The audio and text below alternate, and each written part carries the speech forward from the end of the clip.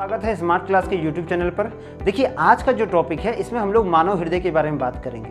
मानव हृदय अर्थात हमारा ये जो दिल है किस प्रकार कार्य करता है और किस प्रकार ये हमारे लिए बहुत ही महत्वपूर्ण अंग है, इसके बारे में आज हम लोग जानेंगे। तो चलिए शुरू करते हैं। देखिए, हृदय जब एक बच्चा माँ के गर्भ में होता है और एक भ्रूण के रूप में, अर्थात ये जब बच्चा एक भ्रूण के रूप में माँ के गर्भ में होता है ना, तभी हृदय जो होता है वो जन्म ले लेता है माँ के गर्भ में ही। अर्थात जब एक बच्चा मात्र 4 हफ्ते के एक छोटे से उम्र में माँ के गर्भ में पल रहा होता है, तभी इस हृदय का निर्माण हो जाता है। और तब से लेकर के एक बच्चे के वयस्क होने तक यह हृदय जो होता है वो एक रूप में काम करता है। अब हृदय के बारे में हम लोग कुछ और जानकारियाँ हासिल करेंगे और जानेंगे कि किस तरह एक स्वस्थ हृदय काम करता है। देखिए, आपको ये पिक्चर दिखता होगा, ये पूरा पिक्चर जो है एक हृदय के बारे में बनाया गया है। हृदय के कुछ आंतरिक भाग को मैंने दिखाने का प्रयास किया है और मैं बताऊंगा कि किस तरह हमारा हृदय काम करता है। देखिए, जैसे ही अशुद्ध रक्त वो रक्त होता है जिसमें ऑक्सीजन नहीं होता है। तो जब ऑक्सीजन रहित रक्त हमारे शरीर में हृदय के पास पहुंचता है तो शरीर के निचले भाग का जो महाशिरा होता है उसे ग्रहण करके हमारे दाएं अलिंद में पहुंचाता है। हमारा दायां अलिंद क्या करता है, इस रक्त को अपने अंदर संग्रहित करता है। देखिए, ऐसे तो हमारे हृदय में 4 कोष्ठक हैं। पहला कोष्ठक है दायां अलिंद, उसके बाद बायां अलिंद, फिर दायां निलय और बायां निलय। ये चारों कोष्ठकों द्वारा ही हमारा हृदय बना हुआ है और इसी के अंतर्गत ही सभी कार्य प्रणालियाँ हृदय करता है। तो देखिए, जैसे रक्त दाएं अलिंद में आता है, यहाँ पर एक ट्राइकैस्पिड नामक अंग होता है जिसका आकार कुछ इस तरह का होता है।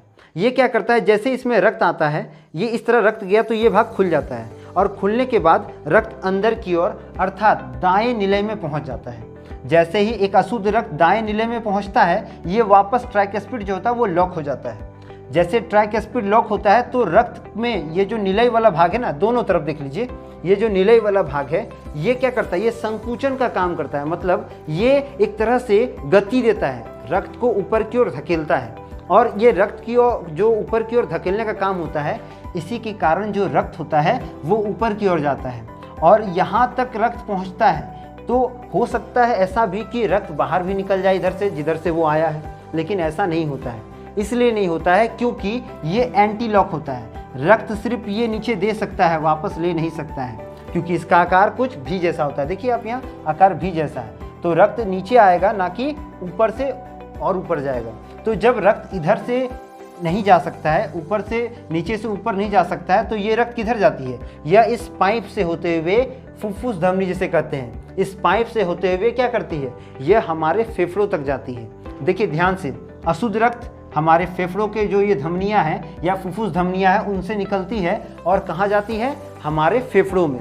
हमारे फेफड़े जो होते हैं उनमें उन अशुद्ध रक्त में ऑक्सीजन मिलाती है और कार्बन डाइऑक्साइड को अलग कर लेती है और ऑक्सीजन मिलाने के बाद वह शुद्ध हो जाता है। वह रक्त क्या हो जाता है, शुद्ध हो जाता है। इस तरह शुद्ध रक्त को क्या करते हैं, हमारा जो शरीर होता है और हमारा जो हृदय होता है वो फुफ्फुस शिराओं द्वारा, गौर करिएगा, फुफ्फुस शिराओं द्वारा वापस हमारे हृदय के बाएं अलिंद में पहुंचाती है। ये देखिए बायां अलिंद ये है। तो इस बाएं अलिंद में पहुंचाने के बाद बायां अलिंद भी क्या करता है, यहाँ पर रक्त को इस वॉल्व से गुजारता है जिसका नाम बायोकैस्पिड रहता है। जैसे देखिए यहाँ पर ट्राइकैस्पिड था, यहाँ है बायोकैस्पिड।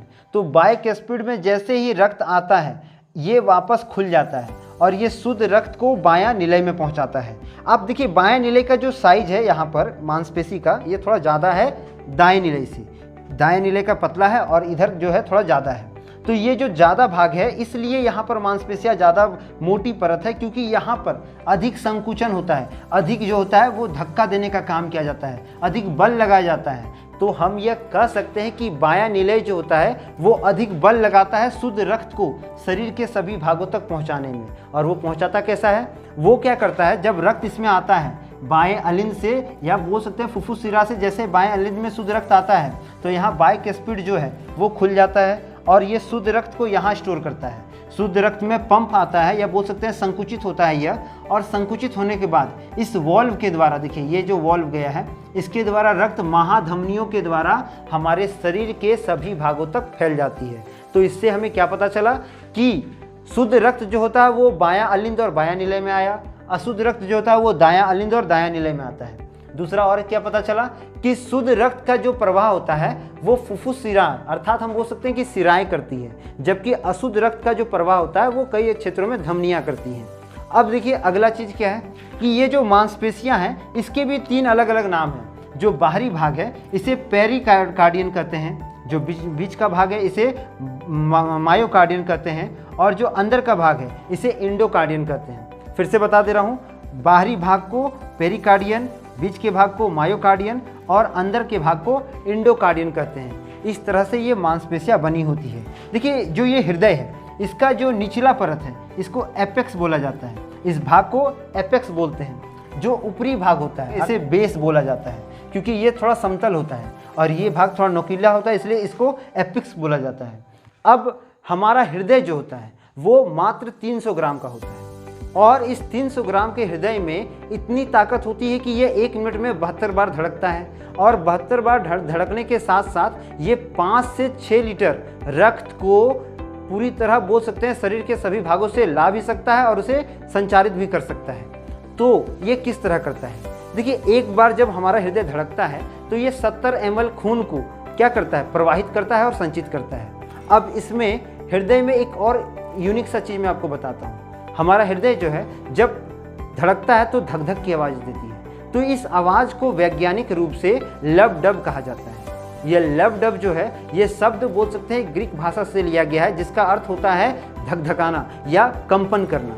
तो ये जो लब डब है ये कहाँ से उत्पन्न होता है इसके बारे में जानते हैं। तो देखिए ये जो 2 वाल्व दिख रहे हैं, जहाँ से इधर से शुद्ध रक्त जो होता है वो निकलता है और इधर से अशुद्ध रक्त जो होता है वो अलग अलग भागों में जाता है। तो ये जो 2 वाल्व है, एक वाल्व यहाँ एक वाल्व यहाँ, देखिए 4 वाल्व है टोटल। एक यहाँ है जिसको ट्राइकैस्पिड बोलते हैं, एक यहाँ है जिसको बाइकैस्पिड बोलते हैं, और 2 वाल्व यहाँ है। तो इन 2 वाल्व से जब शुद्ध और अशुद्ध रक्त अंदर बाहर होते हैं या बाहर की ओर निकलते हैं तब यहाँ पर धक धक की आवाज़ देती है, धक धक की आवाज़ सुनाई देती है। और डॉक्टर्स जो होते हैं इसी जगह पर या बोल सकते हैं अपने आले मशीन को यहीं पर लगा करके धक धक की ध्वनि सुनते हैं, और इनसे पता चलता है कि किस तरह से हमारे शरीर के अंदर जो रक्त प्रवाह है वो हो रहा है।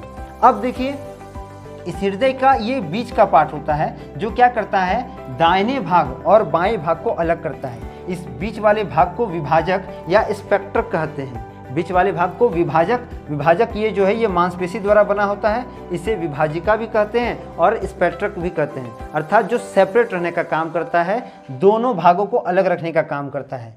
और एक इम्पोर्टेंट बात कि ये जो हार्ट है इसमें जो विद्युत आवेग उत्पन्न होता है जिसके कारण ये धक धक करता है, धड़कता है, ये कहाँ से आता है? तो देखिए ये आता है ऐसे नोड के द्वारा। ये ऐसे नोड क्या है जिसे सिनेसाइटियम भी कहते हैं। ये सिनेसाइटियम एक्चुअली हमारे दाएं अलिंद के जस्ट थोड़े से ऊपर में होता है। ये क्या करता है, ये हृदय को विद्युत आवेग जैसी गति देता है, जिसके कारण ये हृदय जो होता है वो धड़कता है। अब हृदय धड़कने के कारण हमारा क्या है, ऐसे नोड है। तो हम कह सकते हैं कि ऐसे नोड एक बिजली घर है, किसके लिए, हमारे हृदय के लिए। देखिए जिस तरह से मनुष्य वयस्क होता है और जिस तरह वो बूढ़े होता जाता है, उनका जो ये ऐसे नोड है ये काम करना बंद कर देता है। इसीलिए इसके जगह पर एक पेसमेकर, एक मशीन को लगाया जाता है, स्थापित किया जाता है, और उसके द्वारा हमारे हृदय को गति मिलती है। अब देखिए मनुष्य या बोल सकते हैं विज्ञान जिसे मनुष्य ने बनाया है ये अब बहुत अत्याधुनिक हो चुका है। वर्तमान समय में 2008 के वर्ष में पहली बार एक ऐसे मशीन को तैयार किया गया जो बिल्कुल हृदय की तरह कार्य करता है। इस मशीन का नाम है हार्ट बीटर। तो ये जो हार्ट बीटर है इसे बनाने वाली कंपनी एक इटली की कंपनी है और इस कंपनी का नाम कारमार्ट है। कारमार्ट जो है एक आर्टिफिशियल हार्ट बनाने की कंपनी है जिसने 2020 में एक पूरी तरह सफलतापूर्वक एक व्यक्ति के शरीर में हार्ट ट्रांसप्लांट किया।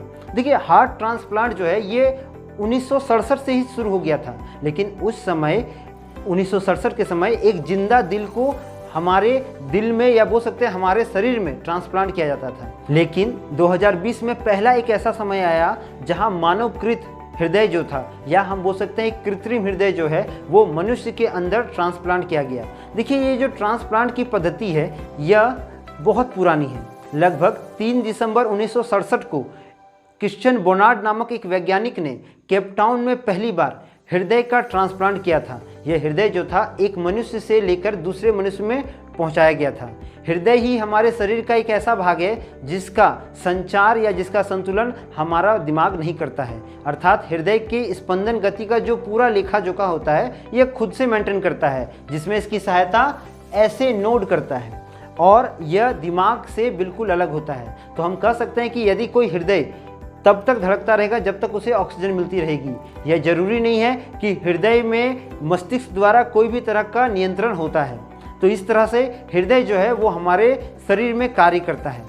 देखिए, डॉक्टर कीरो मार्टियन के द्वारा ये कहा जाता है, जिन्होंने सबसे पहले कृत्रिम हार्ट को एक मनुष्य के शरीर में प्रतिस्थापित किया है, उनका ये कहना है कि जिस तरह से विज्ञान बढ़ रहा है और विकसित कर रहा है, आने वाले समय में बहुत लोगों को कृत्रिम दिल की आवश्यकता होगी। और ये जो कृत्रिम दिल है या कृत्रिम हृदय है, यह लगभग 6 महीनों तक एक लगातार काम कर सकता है और इसका जो खर्च है वो वर्तमान समय में बहुत ज़्यादा है। अर्थात इसका टोटल जो खर्च है वो 1,56,000 यूरो है, जो भारतीय रुपये में तो करोड़ों अरबों तक पहुँच जाता है।